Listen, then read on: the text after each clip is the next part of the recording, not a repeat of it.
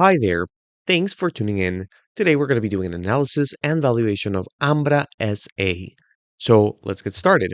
Now, what is or who is the Ambra Group? They're a manufacturer, importer, and distributor of wines in Central and Eastern Europe. So they operate in Poland, Czech Republic, Slovakia, and Romania, with 70% of their revenues gained in Poland. So they're mainly a Polish company operating in Poland. And in general, they also not only distribute those wines, but if there's foreign wines that the consumers from those markets want, they also can get the license for that and coordinate with those producers in order to bring those foreign wines to their markets. So not only do they do things locally, but they bring things in as well. And their strategy in general from their website, they have they're going into a 25% market share in Poland, and they want to keep developing that. They want to grow other categories such as spirits, such as cider, brandy, drinks, and premium vodka, and then also increase cash flow from operations and keep growing their dividend, which they already pay out and have paid out for a while. So that's great to see. They do care about profits and about being profitable there, growing little but responsibly, and also just giving that dividend and giving back to the shareholder here and there. So that's good. In fact, they've done a few acquisitions a long time ago, but most of their growth is just organic and being smart about it, right?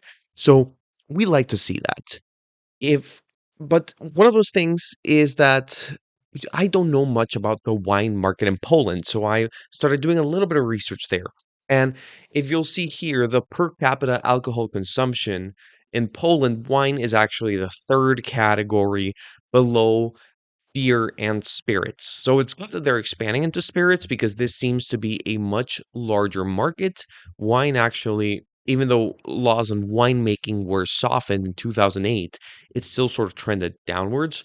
Now, in general, it seems to be a trend that people in Europe are drinking a little bit less wine, and the youth seems to be drinking less beer as well. Um, so long term, the trends are interesting. The trends are mixed.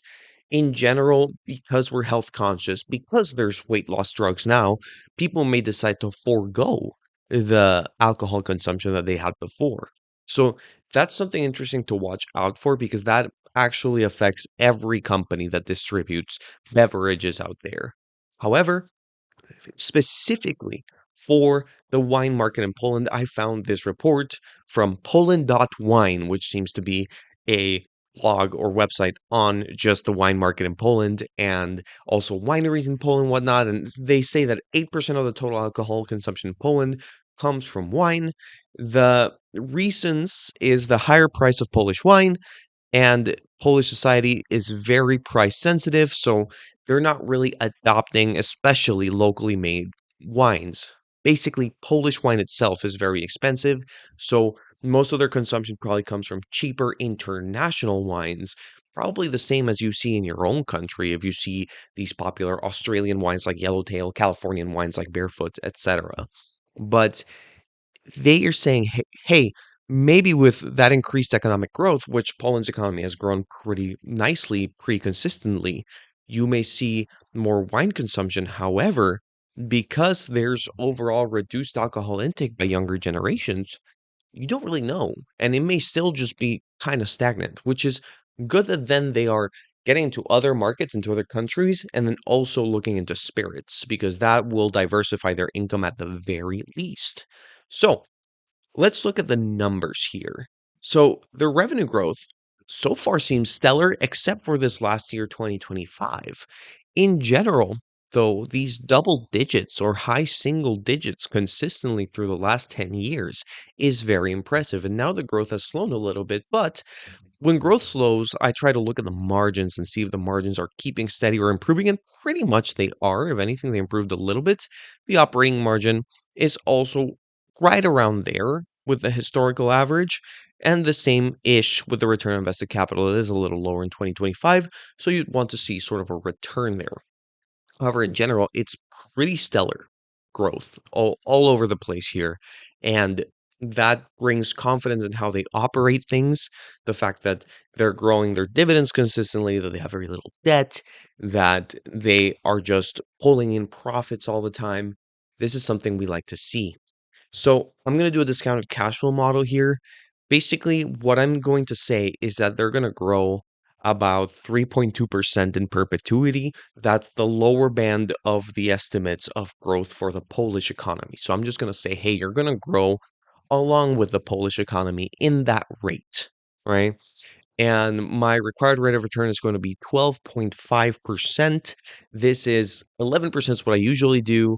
And I found the spread of Poland to be 1%, the country risk spread. And I just added a little bit on top of it because I don't know the market and I don't know it that well. So this is almost like a margin of safety.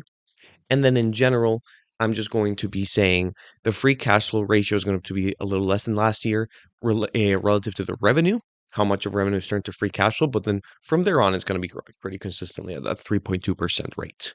Okay. So with that, if we take that into the model, divided by the total number of shares out, you get a fair value of equity of 29.54 PLN, that's Polish zloty, I think, per share.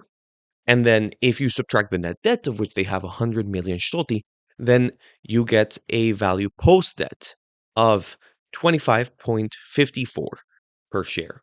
So this is the overall value that I think it has based on the model. If we compare with what it currently looks like right now, it looks potentially very undervalued as of recently. In these last 5 years, if you were a shareholder, you were probably not very pleased. And it did reach above 30, and that has fallen almost 50% recently. The growth has slowed. Maybe the picture economically also slowed a little bit in Europe for reasons that may seem evident because they're on their eastern border. Things that are not as savory as are happening, so there may be a little more country risk there. But in general, you see a lower P/E ratio, a pretty consistent and high dividend, and just a interesting opportunity. So let's summarize it a little bit. So the valuation looks decent if this company grows in line with the Polish economy. But one of the bigger issues here is the lack of accessible information. I went on their website to look at their annual reports. All of them are in Polish, only older ones are translated to English. So you have to just kind of say, hey, I trust that the translator AI is doing a proper job here. I also just don't have that much knowledge of the market in that particular geography beyond certain reports I read over time. And that makes it very tricky to understand it because it's a market that's foreign to me.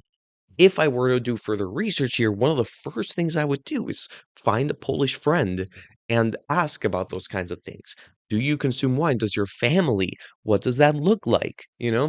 And get a little bit better of a picture of the market from there if I can't go myself. So, the long term trend of European youth drinking less alcohol over time may also make this a riskier bet than it appears at first. However, if they diversify properly into things like spirits and into other countries, this may soften that blow. Watch for currency conversion as well if you're investing from abroad, and in general, just any potential fees or tax implications if you're not in Poland, right?